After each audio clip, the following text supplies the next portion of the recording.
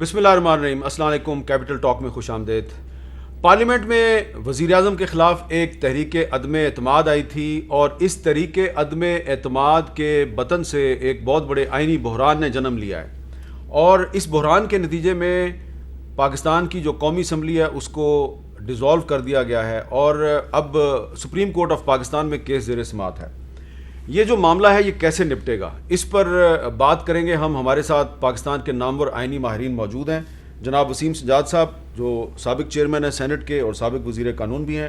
جناب اعظم نذیر تارڑ صاحب جو پاکستان کے معروف ماہر قانون ہیں اور سینٹ کے رکن ہیں، اور جسٹس ریٹائرڈ ناصرہ جاوید اقبال صاحبہ کسی تعارف کی محتاج نہیں ہیں، وہ بھی ہمارے ساتھ موجود ہیں. وسیم سجاد صاحب، سوال بڑا ہی سمپل ہے لیکن صورتحال بڑی کمپلیکیٹڈ ہے کہ ایک تحریک عدم اعتماد تھی، اس کے نتیجے میں اسمبلی ٹوٹ گئی ہے. تو یہ جو اسمبلی ٹوٹنے کا جو معاملہ ہے، کیا آپ کو لگتا ہے کہ آئین میں کوئی ایسی گنجائش موجود ہے کہ سپریم کورٹ اس کا کوئی سلوشن نکال سکتی ہے؟ جی، اب معاملہ سپریم کورٹ میں گیا ہوا ہے، سپریم کورٹ کے سامنے یہ سارے معاملات ہوں گے. تو پہلا سوال تو یہ ہوگا کہ یہ جو ڈپٹی اسپیکر نے رولنگ دی ہے جس کے تحت تحریک عدم اعتماد کو ختم کر دیا گیا ہے، اس کا قانونی آئینی جواز کیا ہے. تو سپریم کورٹ اس کا فیصلہ کرے گی، یعنی لیکن بظاہر جو میری رائے ہے وہ یہ ہے کہ یہ کوئی اسمبلی کے پروسیجر کا سوال نہیں ہے، یہ ایک آئینی شک ہے. اور وزیر اعظم، آپ کو پتہ ہے کہ یہ سارے فیڈرل نظام کا ایک جو محور ہوتا ہے وہ وزیر اعظم ہوتا ہے، اس کا تقرر، اس کی سبکدوشی، اس کے خلاف نو کانفیڈنس، اس کا کانفیڈنس، وہ سارا آئین میں درج ہے. تو یہ نو کانفیڈنس بھی جو ہے وہ پورا طریقہ کار آئین میں ہے. تو اگر اس طریقہ کار کو فالو نہیں کیا جاتا ہے تو پھر آئین کی خلاف ورزی ہوتی ہے. تو پہلا سوال یہ ہوگا کہ سپریم کورٹ کے سامنے کہ کیا وہ انہوں نے جو کیا وہ درست ہے کہ غلط ہے. یعنی میری اگر رائے ہو تو میں تو سمجھوں گا کہ وہ آئین کے خلاف ہے، درست نہیں ہے. دوسرا یہ ہوگا کہ اس کے نتیجے میں اسمبلی کی تحلیل ہو گئی ہے. اب اسمبلی کی تحلیل کے بارے میں بھی بہت سے سوالات آئینی اور قانونی اٹھتے ہیں. پہلے یہ ہے کہ وزیر اعظم تحلیل تو کر سکتے ہیں، لیکن جب نو کانفیڈنس موشن ان کے خلاف آ جائے اسمبلی میں تو آئین میں لکھا ہوا ہے کہ وہ پھر اس کو تحلیل نہیں کر سکتے. لیکن اسپیکر صاحب نے اس کو نو کانفیڈنس کو مسترد کر دیا نا. جی، وہ یہی بات ہے نا جی، کہ اگر تو یہ فیصلہ ہوتا ہے کہ وہ مسترد نہیں کر سکتے تھے تو پھر اس کا مطلب یہ ہوا کہ وہ جو تحریک ہے وہ اپنی جگہ قائم ہے، اور اگر تحریک اپنی جگہ موجود ہے تو پھر وزیر اعظم اس کو تحلیل نہیں کر سکتے. اس کے بعد یہ سوال اٹھے گا کہ اچھا بھی اب تو ہو گئی ہے تو اب اس کا کیا کیا جائے. تو یہ بھی ایک سوال ہو سکتا ہے کہ سپریم کورٹ اس نتیجے پہ پہنچے کہ بھی جب تحلیل ہو گئی ہے اور سب لوگ سمجھتے ہیں کہ اس کا حل بھی، آپ کو یاد ہوگا کہ آپ کے پروگرام میں نے 2 ہفتے پہلے بھی یہی کہا تھا کہ اگر ڈیزولوشن ہو جائے تو وہ ایک حل ہوگا اس چیز کا. تو اس میں ایک کیس ہے، ایک نظیر ہے جنیجو صاحب کے کیس 1988 جب آپ وزیر قانون تھے. میں وزیر قانون تھا. تو اس وقت یہ ہوا تھا کہ سپریم کورٹ اس نتیجے پہ پہنچا کہ اس کی اسمبلی کی ڈیزولوشن غلط ہوئی ہے. صدر نے اپنے اختیارات کا استعمال غیر آئینی طریقے سے کیا ہے، لیکن ہم اس میں انٹرفیئر نہیں کرتے کیونکہ الیکشن کال ہو گیا ہے تو الیکشن ہونے دو. لیکن اگر سپریم کورٹ نے اس مسئلے پہ فیصلہ نہ کیا کہ بھی یہ جو قدم اٹھایا گیا ہے اسپیکر صاحب کی جانب سے یہ صحیح ہے یا غلط ہے، تو پھر آئندہ کے لیے بھی یہ ایک بڑی مشکل اور بڑا ایک بحران پیدا ہوتا رہے گا. تو بہتر ہوگا کہ اس پہ وضاحت ہو جائے اور اس وضاحت کے بعد پھر سپریم کورٹ فیصلہ کرے کہ بھی آئندہ کے لیے کیا روڈ میپ ہونا چاہیے، کیا ہونا چاہیے. اچھا، جسٹس ناصرہ جاوید اقبال صاحبہ، جو اسپیکر قومی اسمبلی نے تحریک عدم اعتماد کو مسترد کر دیا، جبکہ وہ جو تحریک عدم اعتماد تھی اس پر اس دن ووٹنگ ہونی تھی یعنی کہ کل، تو آپ کے خیال میں جو اسپیکر کی جو رولنگ ہے وہ قانون اور آئین کے مطابق ہے یا نہیں ہے؟ بسم اللہ الرحمن الرحیم. سب سے پہلے تو بات یہ ہے کہ انہوں نے اپنے ذہن کو تو استعمال کیا ہی نہیں. ان کے پاس لکھی ہوئی کوئی تحریر تھی، جو تحریر تھی وہ انہوں نے حرف بحرف پڑھ دی اور پھر یہ کہہ دیا کہ جی یہ سارا کچھ جو تھا تحریک عدم اعتماد یہ بغاوت کے مترادف تھی، اس لیے یہ بغاوت سمجھی جاتی ہے تو اس کو میں مسترد کر دیتا ہوں. اب کیا ان کے پاس یہ اختیار تھا، اور جو کچھ انہوں نے بیان دیا وہ ماورائے آئین تھا یا آئین کی حدود کے اندر تھا، یہ فیصلہ تو سپریم کورٹ نے کر رہا ہے. اور جب یہ معاملہ ان کے سامنے ہے تو میں سمجھتی ہوں اس وقت کوئی رائے کا اظہار کرنا توہین عدالت کے مترادف ہے. تو میں تو یہ سمجھتی ہوں کہ یہ فیصلہ انہی پہ ہم چھوڑیں. اور بالکل صحیح باتیں وسیم سجاد صاحب نے فرمائی ہیں، جو بھی انہوں نے فرمایا وہ درست تھا. اور یہ بھی فیصلہ ہو سکتا ہے کہ جی بعد میں اگر جو یہ ہے اسمبلی جو ہے اس کو تحلیل کر دیا کرا، تو جیسے جنیجو صاحب کے کیس میں سپریم کورٹ نے فیصلہ کیا تھا کہ نہیں اب کیونکہ ساری قوم تیار ہے تو الیکشن کروا ہی لیتے. ہو سکتا ہے اس باری وہ کچھ اس سے مختلف فیصلے پہ آئیں. تو جو بھی فیصلہ سپریم کورٹ کا ہوگا ان دونوں معاملوں میں، وہ میرا خیال ہے حرف آخر اب تک کے لیے تو ہونا چاہیے. اچھا اعظم نذیر تارڑ صاحب، کل جو پہلی سماعت ہوئی تو اس کے بعد سپریم کورٹ نے ایک آرڈر جو دیا، شارٹ آرڈر تھا، اس میں واضح طور پہ کہا تھا کہ اب صدر اور وزیر اعظم جو بھی حکم جاری کریں گے تو وہ سپریم کورٹ کی منظوری سے ہوگا. نہیں، اس میں انہوں نے کہا کہ would be subject to the final decision of this court. Final decision of this court. وہ فیصلے سے مشروط ہو گیا. تو اس کے بعد کیا صدر مملکت عمران خان صاحب کو یہ کہہ سکتے تھے کہ ابھی بھی آپ ایک وزیر اعظم کے طور پہ کام جاری رکھیں اور نگران وزیر اعظم کے لیے اس اپوزیشن لیڈر سے صلاح مشورہ کریں جس کو کہ اسپیکر نے غدار قرار دیا؟ دیکھیے، آپ یہ کیوں بھول رہے ہیں کہ ہمارے وہی صدر مملکت ہیں جنہوں نے 3.5 منٹ میں بغیر سوچے اسمبلی تحلیل کر دی. مانا کہ وزیر اعظم کی ایڈوائس ان پہ بائنڈنگ ہے، لیکن انہوں نے اس کو کنفرم کرنا ہوتا ہے حالات و واقعات کو. وہ مائنڈ اپلائی کر سکتے تھے کہ اسمبلی کا اجلاس جس میں نو کانفیڈنس موشن تھی وہ قانونی تحلیل ہوا ہے یا نہیں ہوا، اس کو پروروگ صحیح کیا گیا یا نہیں کیا گیا. یہ تو کل ایسے لگ رہا تھا کہ جیسے ہم کوئی مووی دیکھ رہے ہیں. سیشن شروع ہوا، سیشن ٹائم پہ شروع نہیں ہوا، آپ سب لوگ وہاں پہ تھے، اس کو ڈیلے کیا گیا. جب آئے وزیر قانون صاحب جنہیں ایک دن پہلے قلمدان سونپا گیا، ان کے ہاتھ میں 3 پرچیاں تھیں. انہوں نے وہ جیسے محترمہ فرما رہی ہیں جج صاحبہ کہ انہوں نے وہ پڑھنی شروع کی. لیڈر آف اپوزیشن کا وسیم سجاد صاحب بیٹھے ہوئے بڑے منجھے ہوئے پارلیمنٹیرین ہیں، انہوں نے ہاؤس چلایا بڑی دیر. جو رائٹ ٹو سپیک ہے وہ آپ انہیں ڈینائی نہیں کر سکتے. لیڈر آف اپوزیشن کھڑے رہے، وہ اپنا بٹن دباتے رہے. ان کو نہیں سنا جن کے بارے میں فتویٰ جاری ہونا تھا، جن کی ریزولوشن تھی جس پہ ووٹ ہونا تھا یا ڈیبیٹ ہونی تھی. اور انہوں نے وہ 4 لائنیں پڑھی، اور پڑھی بھی اسمبلی کی ریکارڈنگ میں یہ بات ہے کہ جب وہ پڑھ رہے تھے تو انہوں نے کہا کہ یہ اسد کیسر آخر پہ نام بھی پڑھ دیا. انہیں سمجھ ہی نہیں آئی کہ یہ میں دے رہا ہوں. جب رولنگ آئی تو وہ ڈپٹی اسپیکر کی طرف سے تھی. پھر اس پہ کنکر کروایا گیا اسد کیسر صاحب کا، کیونکہ قانون میں رول 28 جو ہے رولز آف پروسیجرز کے تحت رولنگ دی جا سکتی ہے. وہ یہ کہتا ہے کہ یہ اسپیکر دے گا. اور اسپیکر جو ڈیپٹی اسپیکر ہے وہ پریزائڈنگ آفیسر کی حد تک تو پاورز لیتا ہے اسپیکر سے، لیکن جو اسپیکر کے کچھ بنیادی فنکشنز ہیں اس کے پاس جو اختیارات ہیں ان میں رولنگ دینا بھی ہے، ہاؤس پروروگ کرنا ہے جب اس نے خود سمن کیا ہو، وہ اختیارات وہ استعمال نہیں کر سکتا. اس کے بابت عدالت میں بھی بحث ہو رہی ہے. لیکن یہ وہ حقائق ہیں جو کہ قانون کی کتابوں میں موجود ہیں اور جو کہ اب اخبارات میں بھی آ رہے ہیں، اور یہ ساری چیزیں ہم سب نے دیکھی ہیں. تو میں نہیں سمجھتا کہ پریزیڈنٹ جو ہیں وہ انڈیپینڈنٹلی کام کر رہے ہیں. وہ تو ایک میں سمجھتا ہوں ایک ربڑ سٹیمپ سے بھی بات آگے چلی گئی ہے کہ جو عمران خان صاحب کے منہ سے نکلتا ہے وہی کام اسپیکر صاحب نے کیا انفارچونیٹلی. اور ایک اور بات وسیم سجاد صاحب اسے اپریشیٹ کریں گے، جو اجلاس پروروگ کیا گیا ہے وہ اتنی سرعت اور عجلت میں کیا گیا کہ یہ بھی بھول گئے کہ اسپیکر کے خلاف عدم اعتماد بھی آئی ہوئی ہے اور اس کی موجودگی میں اجلاس جو ہے وہ پروروگ نہیں ہو سکتا تھا.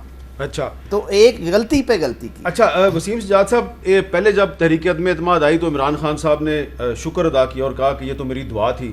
بعد میں پھر انہوں نے ایک نیا موقف اختیار کیا، انہوں نے کہا کہ یہ تو ایک بین الاقوامی سازش ہے. ذرا دیکھیں عمران خان صاحب کے بیانات جو ہیں وہ کیسے تبدیل ہوئے ہیں. دعائی کر رہا تھا کہ کسی نہ کسی طرح یہ عدم اعتماد کی وہ درج کر دے. تو میں سوچ رہا تھا کہ اللہ یہ کسی طرح نہ ان کی گردن میرے ہاتھ میں کسی طرح آ جائے. پیسے کی مدد سے حکومت تبدیل کرنے کی کوشش کی جا رہی ہے، لکھ کے ہمیں دھمکی دی گئی ہے. میں الزامات نہیں لگا رہا، میرے پاس جو یہ خط ہے یہ ثبوت ہے. میں یہ چاہتا ہوں کہ آپ سب احتجاج کریں, آپ سب اپنی آواز بلند کریں. یہ جو جی اچھا وسیم سجاد صاحب, پہلے انہوں نے کہا کہ بہت اچھا ہوا ہے تحریک عدم اعتماد آئی ہے, اور میں تو دعا بھی کر رہا تھا. پھر انہوں نے کہا یہ غیر ملکی سازش ہے, ایک خط وہ دکھا رہے ہیں, لیکن اس خط کے بارے میں یہ معلوم ہوا ہے کہ اس خط کی جو تحقیقات کی ہیں ہماری اپنی پاکستان کی سیکورٹی ایجنسیز نے, تو کوئی ثبوت نہیں ملا اس کے پیچھے کوئی ایک بین الاقوامی سازش ہے. کیا اس خط کی بنیاد پہ اسپیکر کوئی فیصلہ دے سکتا ہے, اسی خط کی بنیاد پہ اسمبلی کو ڈیزالو کیا جا سکتا ہے, جبکہ خط کے بارے میں ثبوت جو ہے وہ کسی کے پاس ہے ہی نہیں ہے؟ دیکھیں جی, جو پارلیمانی نظام ہوتا ہے صدیوں سے انگلستان میں چلا آ رہا ہے. کچھ چیزیں ہوتی ہیں لکھی ہوتی ہیں, کچھ چیزیں ہوتی ہیں جو کہ روایات ہوتی ہیں, کچھ چیزیں ہوتی ہیں کامن سینس پہ چلتی ہیں, لیکن سب کی بنیاد ہوتی ہے فیئرنیس, کہ بھی ایک جنٹلمن قسم کی ایک انڈرسٹینڈنگ ہوتی ہے کہ ان حالات میں کیا کرنا ہے. اب اگر یہ کوئی سازش کا ایلیمنٹ تھا تو پھر اس کو پارلیمنٹ کے سامنے لایا جانا مناسب تھا, چاہے اس کو ایک ان کیمرہ سیشن کر لیتے یا پارلیمنٹ کی کسی کمیٹی کے سامنے کر دیتے. تو یہ ایک سٹیٹمنٹ پڑھی گئی, وہ جو خط ہے وہ کسی نے نہیں دیکھا, اسپیکر نے بھی نہیں دیکھا. اس کی بنیاد پہ فیصلہ کرنا کم سے کم ہمارے جو قانونی اصول ہیں ان کے مطابق نہیں ہے. قانونی اصول یہ ہوتے ہیں کہ اگر آپ نے اتنا بڑا فیصلہ کرنا ہے تو پہلے تو مٹیریل دیکھیں, پھر یہ ہے کہ دونوں سائڈوں کو سن کے آپ فیصلہ کریں. تو باقی یہ ہے جی کہ اب وہ اسمبلی تحلیل کرنے کے لیے یا یہ جو عدم اعتماد کی چیز ہے اس چیز سے براہ راست اس کا تعلق نہیں بنتا, کیونکہ جو پرائم منسٹر کے خلاف نو کانفیڈنس آتا ہے اس کا کوئی جواز ہونا یا نہ ہونا وہ ریلیونٹ نہیں ہوتا. سوال یہ ہوتا ہے کہ کیا پرائم منسٹر کے پاس میجورٹی ہے یا نہیں ہے. تو اگر وہ میجورٹی نہیں ہے تو وہ ان کی جو پوزیشن ہے ایز پرائم منسٹر وہ ختم ہو جاتی ہے, اگر ہے تو وہ کنٹینیو کرتے ہیں. تو یہ میرا خیال میں ابھی تک پاکستان کے اندر وہ جو روایت ہوتی ہے, وہ جو اصول ہوتے ہیں, وہ کلچر ہوتا ہے جو ڈیموکریسی, وہ ابھی پوری طرح وہ پاکستان کے کلچر میں نہیں آیا. ناصرہ جاوید اقبال صاحبہ, یہ جو خط ہے یہ پاکستان کے جو ڈپلومیٹ تھے, سفارتکار تھے امریکہ میں, اسد مجید خان صاحب, انہوں نے لکھا تھا 7 مارچ کو. اس کے بعد 16 مارچ کو انہوں نے اسی جو امریکی سفارتکار ہیں جن کے بارے میں انہوں نے خط بھیجا ان کے اعزاز میں دعوت کی, اور پھر 25 مارچ کو جب وہ واشنگٹن سے برسلز ان کی پوسٹنگ ہوئی تو انہوں نے امریکی حکومت کا شکریہ بھی ادا کیا. تو جو اس خط کا جو رائٹر ہے اس کی ٹویٹس اور پبلک سٹانس کچھ اور ہے, جو خط ہے وہ کوئی اور کہانی بتا رہا ہے. تو اس خط کی بنیاد پہ پوری اپوزیشن اور قومی اسمبلی کے 197 ارکان کو ہم ملک دشمن قرار دے سکتے ہیں؟ دیکھیے میں تو جیسے عرض کر رہی ہوں, سپریم کورٹ کے سامنے معاملہ ہے, اس لیے قبل از وقت ہے کہ ہم اس پہ اپنی کوئی رائے کا اظہار کریں. دوسری بات یہ ہے کہ جن کو انہوں نے کہا کہ یہ خریدے گئے یا بکے یا جو بھی ہوئے, ان کے حاضری کے بغیر وہ باہر تھے, پھر بھی جو میجورٹی تھی وہ خلاف تھی پرائم منسٹر کے. تو یہ تو بات جو تھی یہ مصمم ہے کہ وہ فلور کراسنگ والے معاملے کو آپ درگزر کر لیں, پھر بھی میجورٹی اپوزیشن کی تھی, اور انہوں نے بعد میں بیٹھ کے وہاں گنوائے بھی ہیں اپنے ووٹ. لیکن جو بھی رویہ اپنایا عمران خان نے, اس میں تو اتنی انپریڈکٹیبلٹی تھی کہ ان کو صحیح کہتے ہیں کہ یہ یو ٹرن خان ہے, ایک پل میں کچھ اور کہتے ہیں, دوسرے پل میں کچھ اور کہتے ہیں. ان کا پتہ ہی نہیں لگتا کہ یہ بات کیا کر رہے ہیں اور کیا ہونی چاہیے اور کیا نہیں ہونی چاہیے. تو اب جس رنگ میں وہ ہیں ان کو اسی رنگ میں چلنے دیجیے گا. اب تو یہ ثابت بھی ہو گیا نا کہ وہ اب وزیر اعظم نہیں رہے, اور انہوں نے شاید پرپوز کیا ہے نام جسٹس گلزار کا کہ وہ قائم مقام وزیر اعظم بنے. لیکن اگر اس پہ ابھی تک سپریم کورٹ نے تو رائے کا اظہار ہی نہیں کیا کہ کیا یہ صورتحال ہم نے اسی صورت میں لینی ہے کہ یہاں ایک قائم مقام وزیر اعظم ہوں گے اور نئے الیکشن ہوں گے. جب یہ فیصلہ ہوگا تو پھر یہ سب باتیں ہم دیکھ بھی لیں گے کہ کیا نتیجے نکلتے ہیں. اچھا, آپ کے خیال میں اس وقت نگران حکومت کی تقرری کے لیے یا اس کو بنانے کے لیے عمران خان صاحب اور شہباز شریف صاحب میں جو صلاح مشورہ ہے فی الحال اس کا وقت نہیں آیا؟ میرا تو خیال ہے وقت تب تک نہیں آئے گا جب تک سپریم کورٹ اپنا فیصلہ نہیں لے. اور شہباز شریف صاحب نے تو انکار کر دیا, انہوں نے کہا میں اس میں کنسلٹیشن میں شامل نہیں ہوں. تو پھر کیا وہ جن کے کام پہ ٹانگتی ہیں ان سے مشورہ کریں گے. یہ اب دیکھیں وہاں تو بھانمتی کا کنبہ ہے, یہ بھی پتہ نہیں لگتا کہ کس سے آپ نے کیا بات کرنی ہے. اور یہ بتائیے کہ جو جسٹس گلزار صاحب کا نام دیا ہے تو وہ ابھی کچھ عرصہ پہلے تک تو وہ چیف جسٹس تھے پاکستان کے, تو کیا اس میں کوئی پابندی نہیں ہے کہ جب تک ان کے 2 سال پورے نہیں ہوتے تو وہ اس طرح کا کوئی آئینی عہدہ دوسرا نہیں لے سکتے؟ قاضی جوڈیشل پوسٹ اگر ہم اس کو تصور کریں تو پھر تو اس میں کوئی امر مانے نہیں, لیکن یہ اصل میں قاضی جوڈیشل پوسٹ تو نہیں ہے, تو اس حوالے سے اگر ہم دیکھیں تو پھر تو یقیناً وہ کوالیفائی نہیں کرتا. اچھا اعظم نذیر تارڑ صاحب, اس میں ایک اور معاملہ ہے, وہ جج صاحب بالکل درست فرما رہی ہیں کہ معاملہ سپریم کورٹ کے پاس ہے, لیکن بہت سے آئینی ماہرین کا یہ خیال ہے کہ جو اسپیکر صاحب نے جو رولنگ دی وہ نہ صرف غیر آئینی ہے بلکہ ایبروگیشن آف دی کانسٹیٹیوشن کے زمرے میں آتی ہے. اور آج تمام اپوزیشن رہنماؤں نے پریس کانفرنس کر کے کہا جی کہ عمران خان صاحب بغاوت کے مرتکب ہوئے ہیں.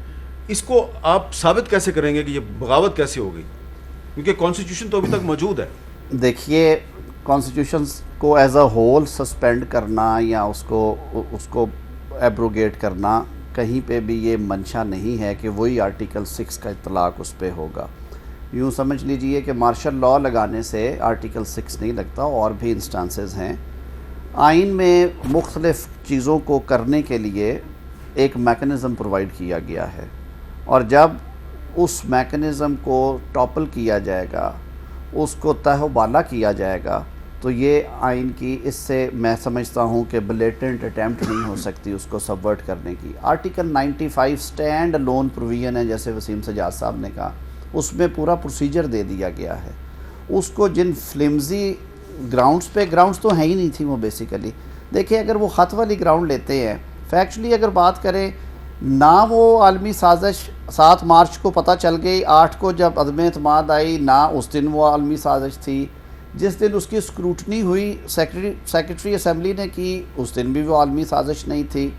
جب انہوں نے کہا کہ ہم 25 مارچ کو رکھ رہے ہیں, اس کو ایجنڈے پہ لا رہے ہیں, سپریم کورٹ آف پاکستان نے طلب کیا انہیں اور کہا کہ آپ وہ کیوں نہیں لگا رہے, تو انہوں نے کہا جی کہ OIC کی وجہ سے نہیں لگا رہے.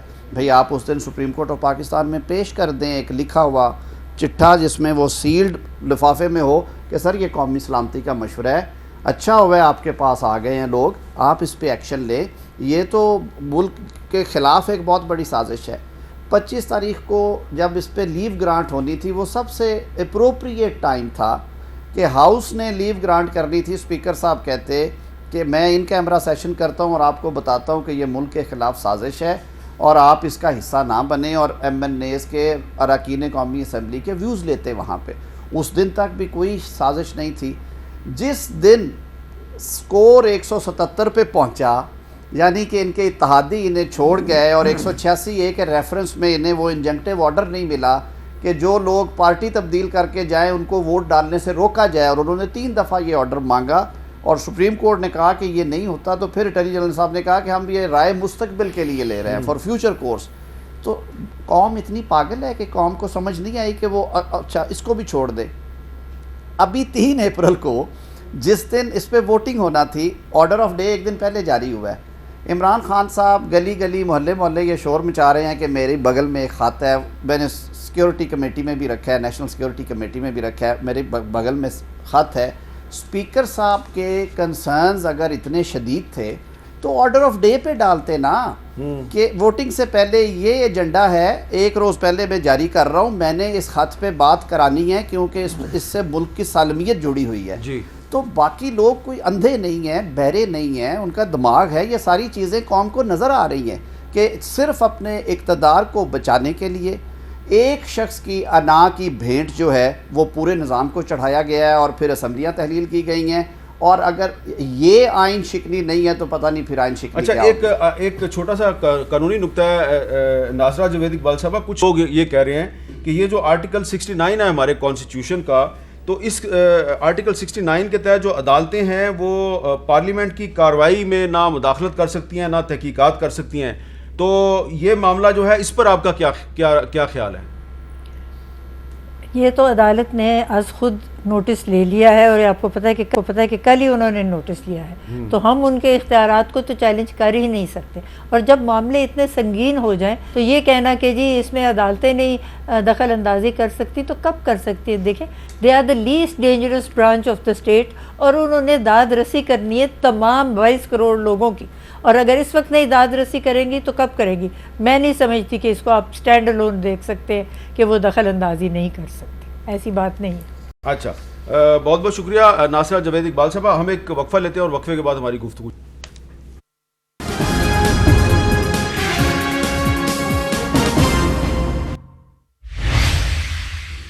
کیپٹل ٹاک میں خوش آمدید. آئی ایم ایف اور ورلڈ بینک کی طرف سے بہت بری خبریں آ رہی ہیں.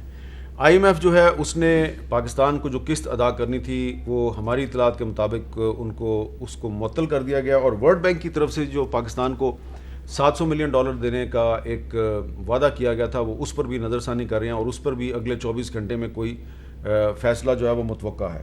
یہ صورتحال ہے. لیکن وسیم سجاد صاحب، میں آپ سے یہ جاننا چاہوں گا کہ جو تھوڑی دیر پہلے ہم نے بات کی جسٹس ناصرہ جاوید اقبال صاحبہ سے کہ یہ جو پروسیس عمران خان صاحب نے شروع کر دیا، لگتا ہے وہ بہت جلدی میں ہے کہ انہوں نے جسٹس گلزار کا نام بطور نگران وزیر اعظم کے پرپوز بھی کر دیا ہے.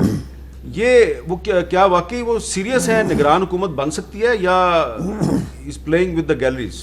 بات یہ ہے جی کہ آئین کے اندر تو یہی لکھا ہوا ہے کہ جب ایک اسمبلی کی تحلیل ہو جاتی ہے تو پریزیڈنٹ 3 دن کا شاید ٹائم دیا گیا ہے کہ 3 دن کے اندر مشورہ کر کے تو ان کے درمیان اگر کوئی ایک متفق ہو جاتے ہیں ایک نام پہ تو وہ نگران وزیر اعظم ہوگا.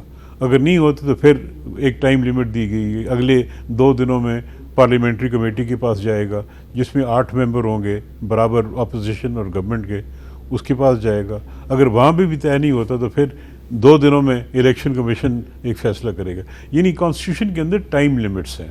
تو اگر تو سپریم کورٹ سٹے کر دیتا تو پھر تو یہ پروسیس جو ہے وہ رک جاتا.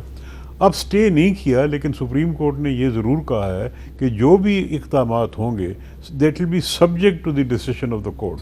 یعنی اگر سپریم کورٹ یہ فیصلہ کرتا ہے کہ سپیکر کی رولنگ غلط ہے تو پھر یہ سارا معاملہ جو ہے وہ کالعدم ہو جائے گا. تو میرے خیال میں اس ٹائم لائنز کو سامنے رکھتے ہوئے اور ملک کے حالات کو سامنے رکھتے ہوئے اور معیشت کو سامنے رکھتے ہوئے یہ انسرٹنٹی کو ختم ہونا چاہیے. اور میں امید کرتا ہوں کہ سپریم کورٹ اس میں کوئی فیصلہ کرے گی، جلدی کرے گی، تاکہ یہ جو اس وقت انسرٹنٹی ہے یہ ختم ہو. 2 سے 3 دن میں فیصلہ ہو سکتا ہے؟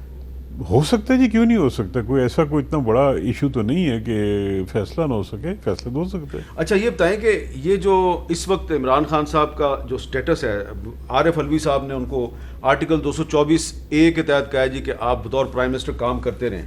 تو اس وقت وہ بطور وزیر اعظم کے ان کے پاس کیا اختیارات ہیں؟ مثلا آج بھی وہ پی ٹی وی پر ایک خطاب فرما رہے تھے، تو اب وہ اتنا زیادہ فریکوینٹلی آنا شروع ہو گئے کہ بہت سے ٹی وی چینلز نے وہ خطاب نہیں دکھایا. وہ کون کون سے کام کر سکتے ہیں اس وقت جو کہ آپ کے خیال میں جائز ہیں اور کون سے ناجائز ہیں؟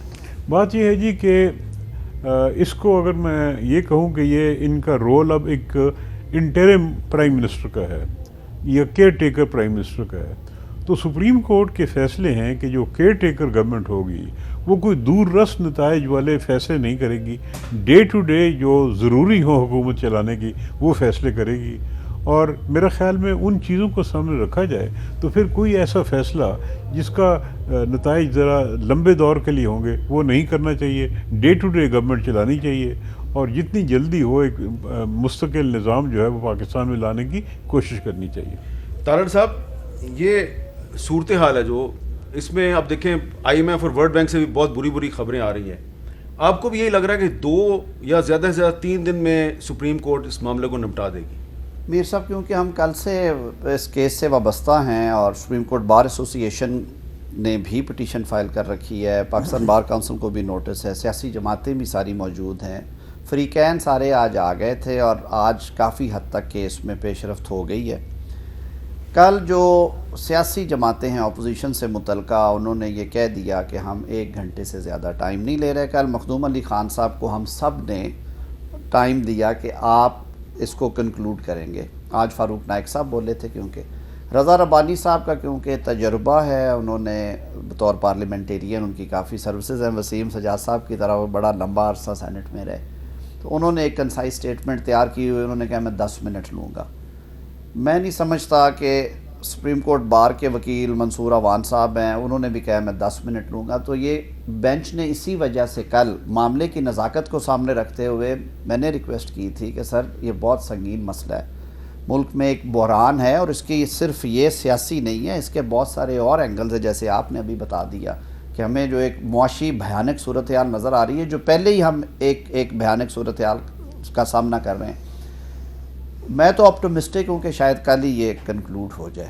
اچھا جی سر، اس لیے کہ اس میں کوئی راکٹ سائنس نہیں ہے، یہ صرف جیسے وسیم سجاد صاحب نے کہا، آج ڈپٹی اسپیکر کی رولنگ پہ جو مدعا بیان کیا جانا تھا اور جو اس کی بابت قانونی پوزیشن تھی، اس کے بارے میں کافی حد تک وضاحت سے بینچ کے بھی ریمارکس آ گئے اور ادھر سے بھی بحث ہو گئی۔ رہی بات 69 کی، آرٹیکل 69 کی کہ جی یہ بار ہے کورٹ یہ لفٹ کرے اور پھر اس پہ کرے، تو اس پہ تو بے تحاشا یہ جو اپوزیشن کی لیڈرشپ نے آج پریس کانفرنس میں مطالبہ کیا کہ ایک لارجر بینچ بنایا جائے، فل کورٹ بنایا جائے، تو اگر یہی کورٹ ایک فیصلہ دے دیتی ہے تو اپوزیشن کو اس پہ اعتراض تو نہیں ہوگا؟ دیکھیے، لیٹیگنٹ کو ہمیشہ اعتماد ہونا چاہیے، ملک کے اعلیٰ ترین عدالت ہے۔ اپوزیشن نے کوئی بد اعتمادی کا اظہار نہیں تھا کیا کہ اس بینچ پہ انہیں اعتماد نہیں ہے، اس طرح سے انہوں نے کہا کہ کیونکہ یہ بہت سنگین معاملہ ہے اور اس کے دور رس سیاسی اور آئینی جو ہیں اثرات ہوں گے، اور ماضی میں ہمیشہ جب بھی اسمبلی تحلیل ہوئی ہے فل کورٹ بیٹھی ہے، لارجر بینچ بیٹھے ہیں، 10 ججز 11 جج صاحبان، پوری کی پوری عدالت، ماں سوائے ایک معاملے میں جب سجاد علی شاہ صاحب چیف جسٹس تھے تو اس وقت انفارچونیٹلی ایک ڈویژن تھی کورٹ میں تو انہوں نے بینچ بڑا نہ بنایا۔ تو جب چیف جسٹس صاحب نے کہا کہ ہم یہ چیز سمجھتے ہیں اور اگر آپ کو کوئی اعتماد کے حوالے سے ہے تو وہ بات کریں، تو اس پہ ساروں نے بیک زبان کہا کہ اس میں کوئی بد اعتمادی کی بات نہیں۔ ہم نے تو ایک روایت آپ کو یاد دلائی تھی، آپ کی ثوابدید ہے، آپ اس کو لارجر میں لے جانا چاہتے ہیں، فل کورٹ بٹھانا چاہتے ہیں۔ فل کورٹ اس لیے کہی گئی کہ جو پریکٹس کورٹ کی رہی ہے وہ ہمارا وکلاء کا فرض تھا کہ وہ کورٹ کے ہم سامنے رکھتے۔ میں نہیں سمجھتا اس میں کوئی ایسی بات ہے، اور اس بینچ نے کیونکہ اس معاملے کو یہ تحلیل کے بعد نہیں سنا ہے، یہی بینچ آپ کو معلوم ہے کہ 63A کی تشریح پہ اور سپریم کورٹ بار ایسوسی ایشن کی درخواست کے عدم اعتماد کو سموتھلی سارا کچھ ہونا چاہیے، جس میں اٹارنی جنرل صاحب کی انڈرٹیکنگز بھی آئیں کہ ووٹ ڈالنے سے نہیں روکا جائے گا، اجتماعات نہیں ہوں گے، اور شاید اسی اٹارنی وجہ جنرل سے صاحب نے تو ہمارے پروگرام میں کہا 23 مارچ کو جی ہاں کہ یہ جو تحریک عدم اعتماد ہے اس پہ ووٹنگ ہر صورت میں ہوگی اور اسپیکر کے پاس لمٹ لیس پاورز نہیں ہیں۔ اب دیکھنا ہے کہ وہ کیسے اپنے کہے ہوئے بات کو جب رد کر دیا گیا ہے تو اس کو کل ڈیفینڈ کیسے کرتے ہیں، یہ بہت بڑا امتحان ایک ہوگا۔ وقفہ جی، وقفے کے بعد دوبارہ ملتے ہیں۔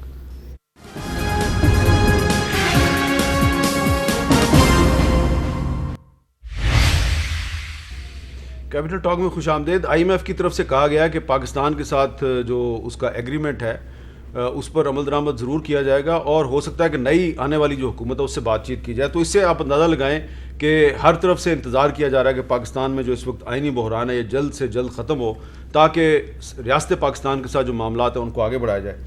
وسیم سجاد صاحب، یہ جو آج ہمارے بہت سے اپوزیشن لیڈرز ہیں انہوں نے ایک مشترکہ پریس کانفرنس کی اور اس میں سب ایک آواز کے ساتھ کہہ رہے ہیں کہ عمران خان صاحب نے بغاوت کی ہے، آئین توڑ دیا ہے، ان پہ غداری کا مقدمہ چلایا جائے، یہ پاسبل ہے؟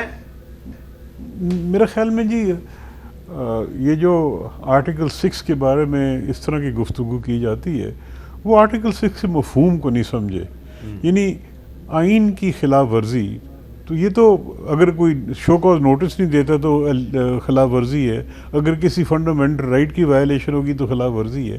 آرٹیکل 6 وہاں نافذ ہوتا ہے یا لاگو ہوتا ہے جہاں پہ فورس کے ساتھ آئین کو معطل کیا جائے یا طاقت کا استعمال کر کے آئین کو راستے سے ہٹایا جائے۔ تو یہ اگر کوئی حرکت کرتا ہے جو غیر آئینی ہے تو پھر ہم عدالت میں جاتے ہیں، عدالت پھر آرڈر کرتی ہے کہ جی یہ غلط ہے، تو یہاں پہ آرٹیکل 6 نہیں لگتا ہے۔ تو میرے خیال میں اس طرح آرٹیکل 6 کی اس طرح گفتگو کر کے آرٹیکل 6 کی اہمیت کو کم کرنا ہے۔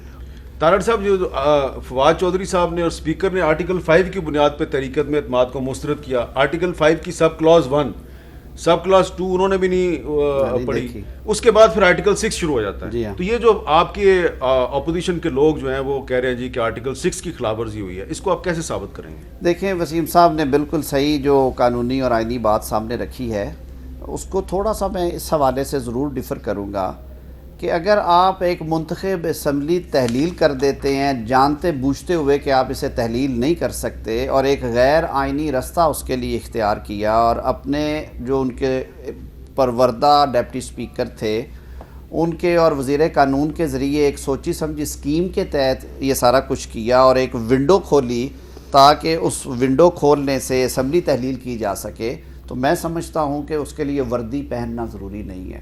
یہ ضروری نہیں ہے کہ اگر خاکی وردی والے اسمبلی تحلیل کریں گے تو وہ آرٹیکل 6 ہے, اور اگر واسکٹ پہنے سفید کپڑوں میں ایک وزیر اعظم جو کہ آمرانہ مزاج کا ہے وہ آئین کے ساتھ کھلواڑ کرے تو آرٹیکل 6 نہیں لگے گا. اس حد تک میں بڑے ادب سے ڈفر کروں گا وسیم سجاد صاحب سے. آپ ذرا اسکیم آف ایونٹس کو دیکھیں اور پھر پیکیولر سرکمسٹانسز میں کامن سینس سے سوچئے گا کہ آیا وزیر اعظم نے آئین سے کھلواڑ کیا ہے یا نہیں. اچھا آرٹیکل 6 کو چھوڑ دیتے ہیں. آج کل گورنر پنجاب سرور صاحب اور آج علیم خان صاحب نے بہت ہی سنگین الزامات عائد کیے, ذرا سنیں وہ کیا ہے. عمران خان باہر نکلو, آؤ میرے سامنے, کرو میرے سامنے مقابلہ. بات کرتے ہو تم نئے پاکستان کی, یہ جو بزدار تم نے یہاں لگایا تھا, کیا میں نے یہاں پہ لومیں نہیں بتایا کہ بزدار یہاں کیا کر رہا ہے؟ یہاں 3-3 کروڑ روپے میں ڈی سی لگتے تھے, یہاں پہ کمشنر لگانے کا الگ ریٹ ہے, ایس پی لگانے کا الگ ریٹ ہے, کوئی تبادلہ نہیں ہوتا جبکہ سی ایم سیکریٹریٹ میں پیسے نہ دیے جائیں. کیا آپ کو ایجنسیاں یہ رپورٹیں نہیں دے رہی تھیں؟ فرا کا کیا کردار تھا یہاں پہ؟ کہاں پیسے جاتے تھے؟ کیوں نہیں بتاتے قوم کو, کیوں دھوکہ دے رہے ہیں؟ تارڑ صاحب, یہ علیم خان صاحب تو وہ باتیں کر رہے ہیں جو کہ آپ کی لیڈرشپ نے بھی کبھی نہیں کی, تو یہ بات کدھر تک جا رہی ہے؟ عمران خان صاحب پہ بغاوت کا مقدمہ نہ چلے, لیکن لگتا یہ ہے کہ اگر حکومت تبدیل ہوگی تو ان الزامات کی انکوائریاں تو ہوں گی. میر صاحب لاہور میں رہنے والے, آپ کا بھی بڑا گہرا تعلق ہے لاہور سے. علیم خان صاحب نے کوئی نئی بات نہیں کی, یہ باتیں زبان زدیں عام تو تھیں.